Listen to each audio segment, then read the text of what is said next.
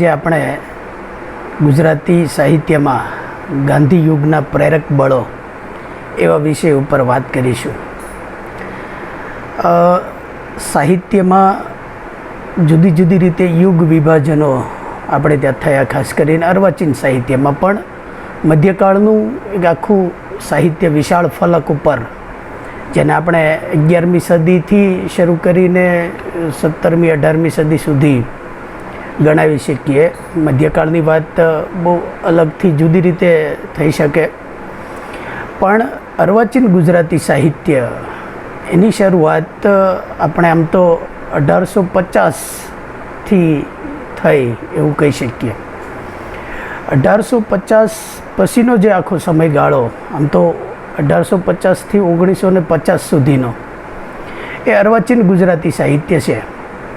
અને એમાં પણ સુધારક યુગ સૌ પહેલાં આવ્યો, અને પછી પંડિત યુગ, અને પછી ગાંધી યુગ. ગાંધી યુગના પ્રેરક બળો વિશે આજે આપણે વાત કરીશું. તો સાહિત્ય હોય કે કોઈ પણ કળા પ્રવૃત્તિઓમાં માત્ર કલ્પનાથી વળાંક આવતો નથી. વળાંક લાવનાર ઉપર દેશકાળનો એક આખો પ્રભાવ હોય છે. એ સંઘર્ષ અનુભવે છે, એમાંથી જે સર્જન થાય છે ને તાસીર બદલાય છે. સામાન્યતઃ સાહિત્યની વિકાસ રેખા યુગના અનુસંધાનથી સ્પષ્ટ થાય છે. યુગના લક્ષણો અને પ્રેરક બળો એ વિવિધ પ્રકારે આપણે ક્યાંક કેવીક રીતે જોઈએ છીએ. દાખલા તરીકે સુધારક યુગ હોય તો એનો એક સમયગાળો આપણે નક્કી કરેલો છે કે 1850થી 1885 સુધીનો જે તબક્કો છે તેને આપણે સુધારક યુગ તરીકે ઓળખીએ. 1885થી 1915 સુધીનો જે તબક્કો છે તેને આપણે પંડિત યુગ તરીકે ઓળખીએ. અને 1915થી આમ તો 1915થી 1940 સુધીનો જે તબક્કો છે તે ગાંધી યુગ મૂળે તો. પણ ખાસ કરીને દક્ષિણ આફ્રિકામાં ગાંધીજીની જે લડત સફળ થઈ, અને આપણે ત્યાં તો અંગ્રેજો આવી ગયા હતા ને એની બધી વાત તો આખી સાહિત્યમાં જુદી જુદી રીતે સાહિત્ય ઉપરના પ્રભાવમાં કહેવાય, આપણા ઇતિહાસમાં તો એ આખી નોંધાયેલી છે. પણ સાહિત્યની રીતે જે દક્ષિણ આફ્રિકાથી ઈસવીસન 1915માં ગાંધીજી કાયમ માટે ભારતમાં આવ્યા અને ભારતમાં રહ્યા અને સ્વતંત્રતાની લડત ચલાવી. આ યુગનો આખો સમયગાળો મુખ્યત્વે 1915થી 1950નો, આમ તો 40નો ગણવામાં આવે છે. પણ એની નિર્ધારિત યુગનો અવધિકાળ કોઈ કૃત્રિમ રીતે પસંદ થયેલો નથી. પણ અલબત્ત વિકાસાત્મક ભૂમિકાના પાયામાં જે પરિબળો ઉથલપાથલ થઈ સમાજ, રાજ્ય, તેમ સમગ્ર વાતાવરણને સ્પર્શે છે, અને તેની સીધી અસર સાહિત્યમાં થાય છે. એ અસર તળે આવતું માળખું એ સમયાવિધિ, કાળ કે યુગ બની અને સાહિત્યમાં જોવા મળે છે. આ સમયગાળાને આપણે ગાંધી યુગ તરીકે ઓળખીએ છીએ. ગાંધીજી સાથે એનું નામ સંકળાયેલું છે. ગુજરાતી સાહિત્યમાં આ યુગ એક ઐતિહાસિક અને અપૂર્વ ઘટના છે. ગાંધીજીના પોતાના આચાર, વિચાર અને કાર્યનો પ્રભાવ વ્યક્તિથી સમાજ, સંસ્થાથી રાજ્ય અને સમગ્ર દેશમાં પડે છે. અર્વાચીન ગુજરાતી સાહિત્યનો આ ત્રીજો તબક્કો છે, ત્રીજો તબક છે. ગાંધીયુગ માટે ગાંધીજી એકમાત્ર પરિવાહક બની રહે છે. તેઓ દક્ષિણ આફ્રિકામાં હતા ત્યારે જ તેઓએ શ્રદ્ધા અને સત્ય સંકલ્પ શાસ્ત્રો વડે સફળતા પ્રાપ્ત કરી. તે શાસ્ત્ર સાથે જ્યારે 1915માં ભારતમાં પરત ફર્યા એવું આપણે જોયું, એમણે ઘણું નિર્ધાર કરી લીધેલું. રાષ્ટ્ર સમાજનો બેહાલ તખતો તેમની સામે આવ્યો.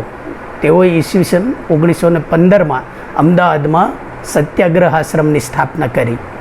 ગુજરાતને પોતાનું કાર્યક્ષેત્ર બનાવતા સૌથી વધુ અસર ગુજરાત તેમજ ગુજરાતી સાહિત્યમાં, ગુજરાતી દ્વારા એમણે સાહિત્યની કામ કર્યું, સમાજ સેવાનું કામ કર્યું. મુખ્યત્વે તો ગુજરાતી સાહિત્યમાં આ યુગમાં થયેલા વિકાસ જેટલો રસપ્રદ છે તેટલું જ પ્રતિભાશાળી પણ છે. પ્રેમ અને પ્રકૃતિ, પ્રેમનું કાલ્પનિક કોણું, ઊંડું તેમજ પ્રચંડ સ્વરૂપના દર્શન આપણને થાય છે. અલંકારો, કલ્પનો, પ્રતીકો અને રૂપકોથી લદાયેલી રચનાઓના પ્રકારોમાં અને સ્વરૂપોમાં નોંધનીય વિકાસ એ આ ગાળા દરમિયાન થયો. સાહિત્યના નવા સ્વરૂપો ખંડકાવ્ય, સોનેટ, કરુણ પ્રશસ્તિ, ઉર્મિકાવ્ય, ગઝલ તેમજ નવલકથા, નિબંધો અને નાટ્ય રચનાઓમાં પણ નોંધનીય વિકાસ આ ગાળા દરમિયાન થયો. સમયના બદલાવમાં તેમણે સ્પર્શતા અનેક પરિબળો કામ કરતા હોય છે, પણ ઈસવીસન 1915 સુધી સાહિત્યની વિભાવનાથી બિલકુલ વિપરીત પરિભાષા ત્યાર પછીના સમયમાં એટલે કે 1915થી એ પછી 1940 સુધી ગાંધીયુગ અને 1940 પછીનો અનુગાંધીયુગનો તબક્કો આ ગાળા દરમિયાન જોવા મળે છે આપણને. પણ આ યુગ જેને આપણે ગાંધીયુગ તરીકે ઓળખીએ છીએ તે એ 1915થી આપણે 40નો આ તબક્કો નક્કી કર્યો. અલબત્ત વિકાસાત્મક ભૂમિકાના પાયામાં જે પરિબળો આપણને જોવા મળ્યા આ સમયગાળા દરમિયાન, અર્વાચીન ગુજરાતી સાહિત્યમાં તો ગાંધીજી પૂરેપૂરા આ સમયગાળા દરમિયાન છવાયા. આપણે જોયું કે આના પહેલાં પંડિત યુગ હતો, એના પહેલાં સુધારક યુગ હતો, એમનું જે સાહિત્ય હતું, પણ ગાંધીજી સાથે એમણે જે કેટલાક સર્જકો, ચિંતકો આપણને મળ્યા આ સમયગાળા દરમિયાન અને જે વ્યાપક પ્રભાવ ઝીલાણો તે કાકા સાહેબ કાલેલકર, કિશોરલાલ મશરૂવાળા, મહાદેવભાઈ દેસાઈ, રામનારાયણ વિશ્વનાથ પાઠક, સુંદરમ, ઉમાશંકર, કનૈયાલાલ મુનશી, રવ દેસાઈ, ધૂમકેતુ, ઝવેરચંદ મેઘાણી, સ્નેહ રશ્મિ, પન્નાલાલ, ઈશ્વર પેટલીકર, દર્શક, અનેક સાહિત્યકારોએ ગાંધી વિચારને એક યા બીજી રીતે સાહિત્યમાં ઝીલ્યા. ખાસ કરીને આપણે જોયું કે આ સમયગાળા દરમિયાન જે સાહિત્ય રચાયું તેમાં દેશપ્રેમ, માનવ પ્રેમ, ગ્રામોદ્ધાર, દલિત પીડિત પ્રેમ, વિશ્વ બંધુત્વની ભાવના જેવા મુદ્દાઓ સાહિત્યનો વિષય બની અને સાહિત્યમાં પ્રવેશ્યા. ભાષાનું સરળીકરણ અને વાસ્તવ દર્શન તે આ સમયના સાહિત્યની મુખ્ય લાક્ષણિકતા માનવામાં આવે છે. પણ ખાસ કરીને આપણે જે પ્રેરક બળોની વાત કરીએ છીએ એમાં ગાંધીજી પોતે સ્વયં એક પ્રેરક બળ છે. ગુજરાતી સાહિત્યના ઇતિહાસમાં ગાંધીજીનો પ્રભાવ અને તેમના આચાર વિચાર અને કાર્યો દ્વારા પડેલો પડઘો એ અપૂર્વ અને અવિસ્મરણીય ઘટના કહેવાય. નિરંતર વહેતા પ્રવાહના પલટા માટે ગાંધીજી પોતે એ એક આખું પ્રેરક બળ છે. યુગ પુરુષ મહાત્મા ગાંધીના વિચારવાણીએ ગુજરાતી સાહિત્યની આખી એક આબોહવા પલટી નાખી. અંગ્રેજોથી પ્રભાવિત સમાજ, ગગનગામી ઉડ્ડયનો કરતું સાહિત્ય, સંસ્કૃતના ભારેખમ ઉચ્ચારણો અને પશ્ચિમી સંસ્કૃતિના રંગે રંગાયેલું સાહિત્ય, સામાન્ય નિમ્ન કક્ષા તેમજ તનતોડ મહેનતકશ શ્રમિકો, ખેડૂતો, ગરીબોને માટે સાહિત્ય માત્ર સ્વપ્ન બની બેઠું હતું. એવા સમયગાળામાં ગાંધીજીએ જે કામ કર્યું સાહિત્ય ક્ષેત્રે, ગાંધીજીનું પોતાનું ખુદનું સાહિત્ય છે, પણ પ્રભાવશાળી તેમજ સ્પષ્ટ વ્યક્તિત્વ ધરાવતા ગાંધીજીએ સમાજ સાથે ગુજરાતી સાહિત્યનો નકશો પણ પલટાવવામાં એનો પ્રચાર અને પ્રસાર કર્યો.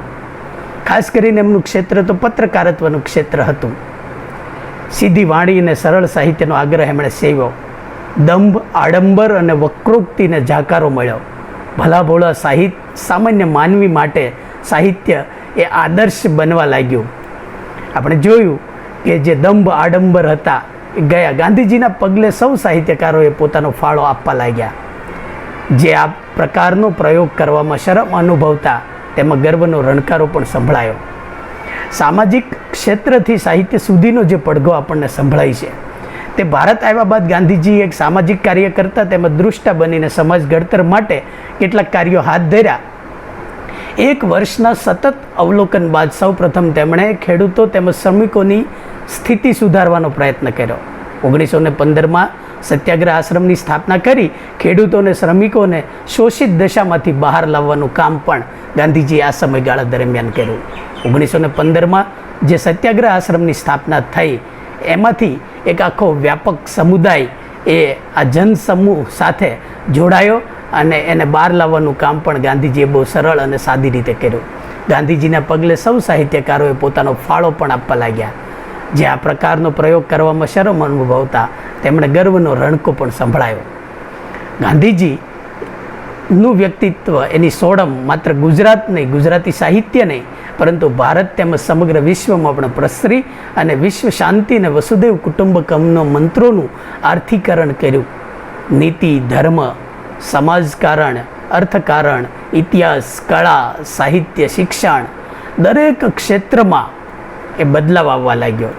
ગાંધીજી પોતે સાહિત્યકાર ન હતા, તેઓએ પોતાને કદી સાહિત્યકાર તરીકે ઓળખાવ્યા નથી, અને તેમ છતાં ઘણું બધું સાહિત્ય આપણને ગાંધીજી પાસેથી મળ્યું.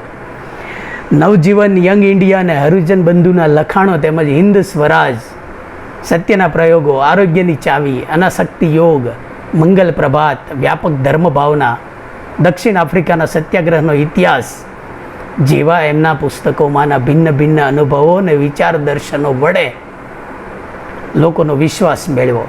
તેમણે પ્રચલિત સ્વરૂપો જેવા કે નવલકથા, વાર્તા કે કાવ્યો લખ્યા નથી, પરંતુ ચિંતનાત્મક તેમજ બોધાત્મક ગદ્ય વડે પોતાની ઉર્મી, વિચાર અને અનુભૂતિને એમણે વાચા આપી.